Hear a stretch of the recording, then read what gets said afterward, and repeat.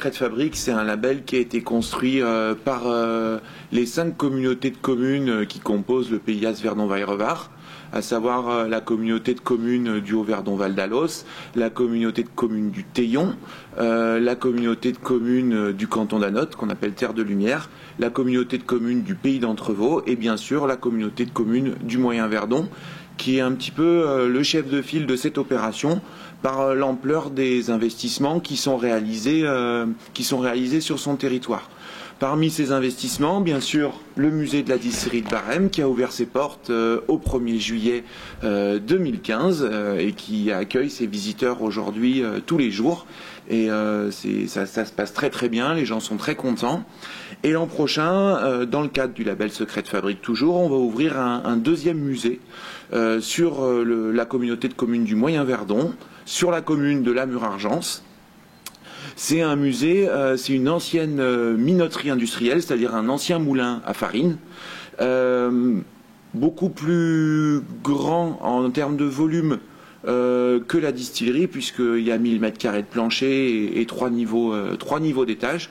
Donc voilà, il sera ce musée de la minoterie ouvrira ses portes à partir du printemps 2016. Il constituera le deuxième site du label Secret Fabrique. Secret Fabrique, c'est aussi des applications patrimoniales et touristiques pour découvrir notamment les draperies du Haut-Verdon-Val d'Alos. C'est un parcours sur les 6 communes du Haut-Verdon-Val d'Alos. C'est un petit parcours dans les villages pour découvrir les traces liées à cette ancienne industrie qui a fleuri dans les années 1830 sur notre territoire. C'est vrai sur le Haut-Verdon-Val d'Alos, mais c'est aussi vrai à l'échelle du pays et des 5 communautés de communes, même si aujourd'hui les traces les plus marquantes restent autour des villages de Beauvezet, Colmar et Villars-Colmar.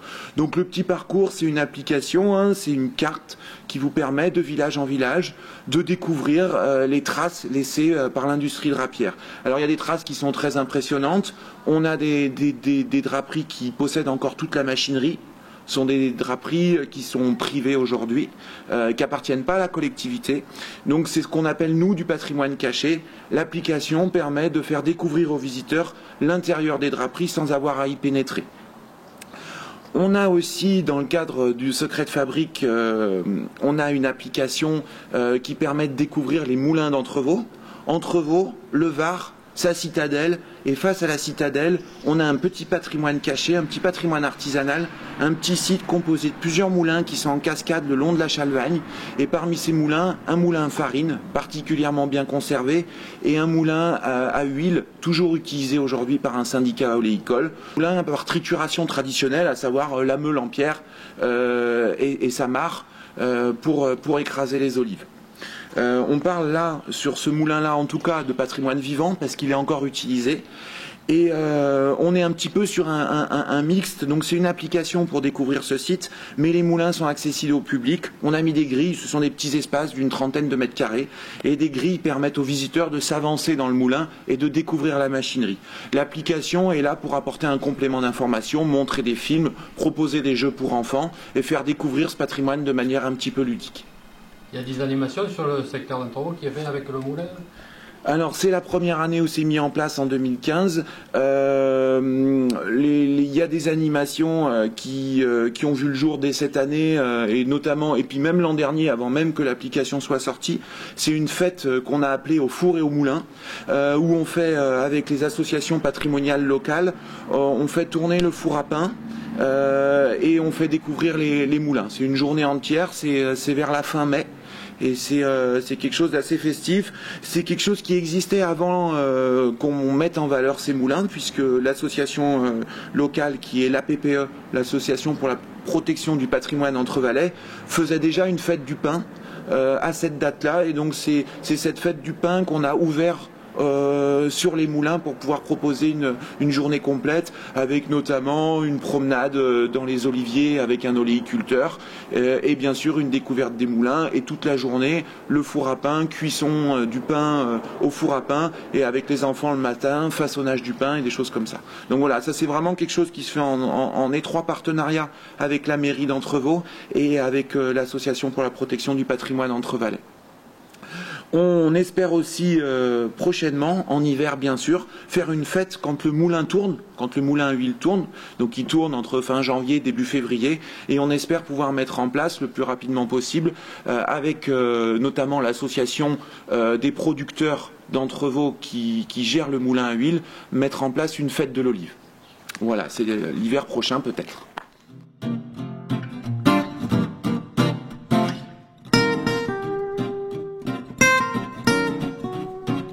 Alors son atout, c'est d'abord qu'il y a un petit parcours intérieur-extérieur.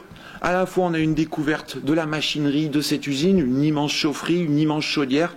On essaye d'expliquer comment est-ce qu'elle marche.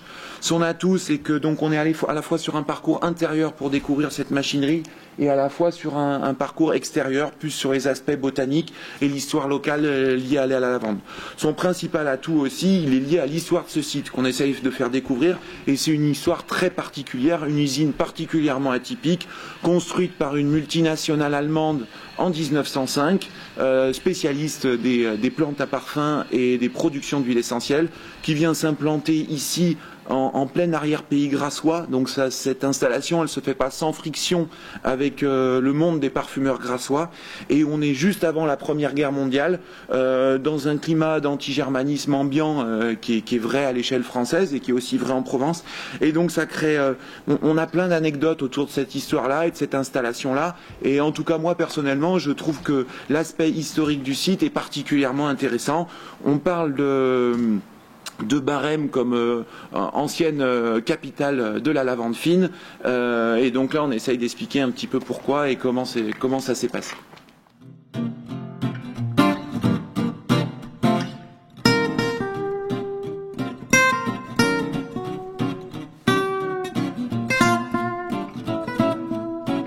C'est une évidence que la fête de la lavande à Barème, donc organisée depuis 10 ans maintenant par une association qui s'appelle Animation Lavande et Patrimoine, il est évident que cette animation, enfin cette journée, cette fête qui attire énormément de monde, c'est plusieurs milliers de personnes sur la journée ici sur le site, a mis un coup de projecteur très très intéressant pour ce musée. Nous a permis toute la journée, on a eu plus de 200 entrées sur le site. On avait une organisation un petit peu militaire pour organiser tout ça, avec des départs toutes les demi-heures par groupe de 20. On a fait la journée comble et cette animation a vraiment été très intéressante pour faire connaître le musée, c'est une évidence. Et on espère qu'elle va pouvoir se reproduire toutes les années. Ça s'est très bien passé, les gens étaient très contents. Et on espère vraiment pouvoir faire perdurer cette journée longtemps parce que c'est très bénéfique pour le site et pour le musée, ça permet de le faire connaître. On parle de lavande fine et de distillation de lavande fine, on parle d'un patrimoine vivant où on a beaucoup de gens encore aujourd'hui qui ont soit travaillé sur le site, soit ramassé la lavande, soit distillé la lavande, que ça soit dans ce site qui a fonctionné jusqu'en 1973-74, soit sur des plus petits alambics coopératifs ou des petits alambics personnels. Et on a beaucoup de gens qui ont des témoignages, des photos, qu'on a essayé de mobiliser un maximum quand on a construit les contenus, quand notre muséographe a construit les contenus du site. Ces gens-là, on a essayé de les mobiliser. Alors bien sûr, on n'a pas pu tous les rencontrer, on n'a pas pu avoir connaissance de tous, mais d'un certain nombre. Et ces gens-là, quand ils reviennent, ils découvrent leurs photos sur le site. Éventuellement, ils découvrent leurs témoignages, parce qu'on a des témoignages aussi à l'intérieur du site. Et donc, c'est des échanges qui sont particulièrement intéressants. Moi, j'ai eu la chance de mener une visite guidée pendant la journée, pendant la fête de la lavande, avec des gens qui étaient sur les photos, avec des gens qui ont pu... qui ont distillé régulièrement pendant leur vie et qui ont pu apporter un témoignage à d'autres visiteurs pendant la visite guidée, et c'était particulièrement intéressant, et je pense que pour les visiteurs qui ont participé à cette visite guidée-là, ça a été particulièrement riche.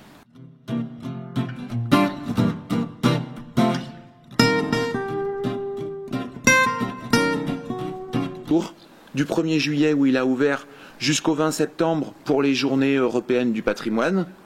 Ensuite, jusqu'aux vacances de la Toussaint, qui doivent être autour du 16-17 octobre, si mes souvenirs sont bons, il ne sera ouvert plus que le week-end, les samedis et dimanches, et il rouvrira à nouveau tous les jours pour les vacances de la Toussaint, à savoir grosso modo du 17 ou 18 octobre jusqu'au 1er novembre. Après, il fermera définitivement jusqu'à l'an prochain, jusqu'au printemps prochain. Pendant l'hiver, bien sûr, on imagine bien, le site n'est pas chauffé, donc on est quand même un peu obligé de le fermer pour l'accueil du public. Le jardin aussi beaucoup moins intéressant quand la lavande n'est plus en fleurs et sous la neige. Mais cependant, on reste ouvert éventuellement sur réservation au groupe. S'il y a des groupes qui veulent venir en hiver, ils prennent rendez-vous avec nous et on leur ouvre le site.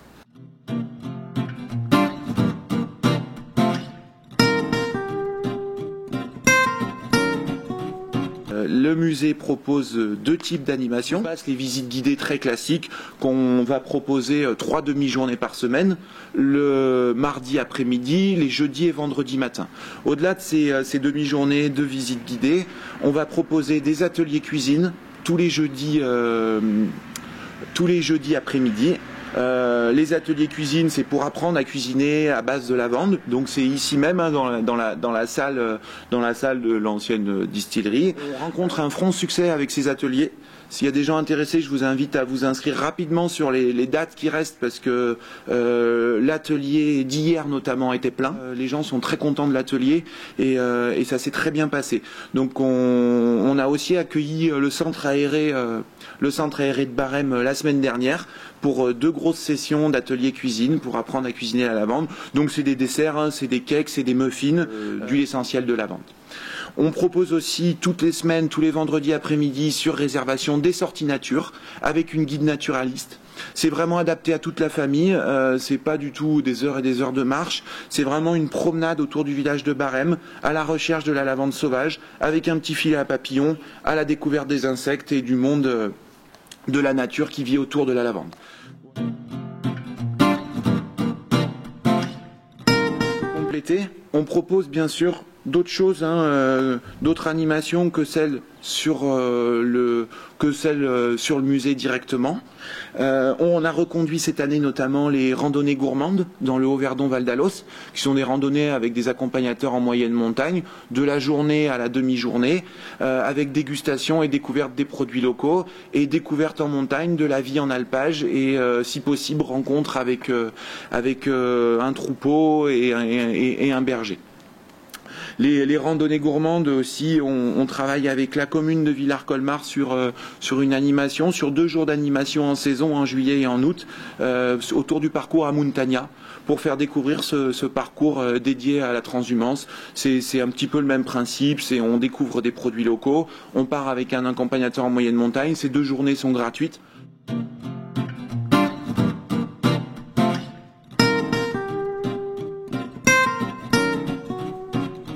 Tout le label Secret de Fabrique, dont le musée de la distillerie fait partie, et on utilise tout le panel qui est à notre disposition en termes de communication. On a des dépliants français-anglais qui présentent les différents sites qu'on a diffusés partout sur le territoire, de Digne jusqu'à Alos, en allant jusqu'à Castellane. On a des petits flyers aussi spécifiques au musée qu'on essaye de diffuser sur le territoire, notamment pendant les marchés du mercredi et du samedi de Castellane, de Saint-André-les-Alpes aussi. On a essayé de diffuser un petit peu pendant les marchés à Digne. On travaille aussi avec la presse locale, avec la Provence notamment, que ça soit dans des encarts payants ou au travers pour présenter l'ouverture du musée à l'occasion de la fête de la lavande et des choses comme ça. On a eu la chance d'avoir un reportage de France 3 cet été aussi, qui est en ligne sur notre site internet, qui nous offre une visibilité à l'échelle régionale qui est particulièrement intéressante. On travaille aussi avec les réseaux sociaux, avec Facebook. On a aussi une newsletter avec des gens qui sont abonnés, qui permettent d'envoyer régulièrement, environ tous les 3 mois, l'information sur les différents sites et sur le label.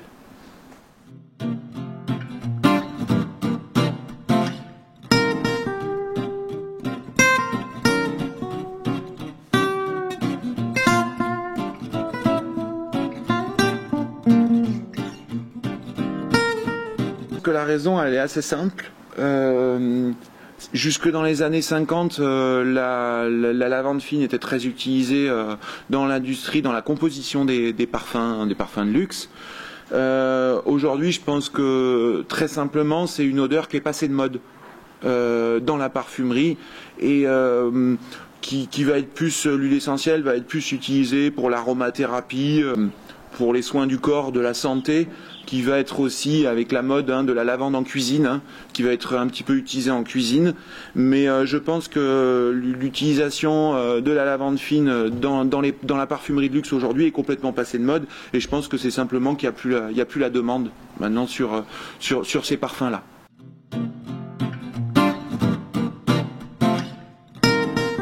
Donc la distillerie de Barême, elle a vraiment trois missions qui ont été décidées par son conseil d'administration. Il y a une mission bien sûr d'accueil pour le musée, forcément. Elle a aussi une mission de boutique, de vente et de valorisation des produits locaux liés à la lavande. Et elle a une mission en partenariat avec l'Office de tourisme de Saint-André-les-Alpes-Barême d'accueillir ici un point d'information touristique pour la commune de Barême. L'objectif, c'est d'avoir la même qualité et le même niveau d'information pour quelqu'un qui s'arrête ici que s'il s'arrêtait à l'Office du tourisme de Saint-André-les-Alpes.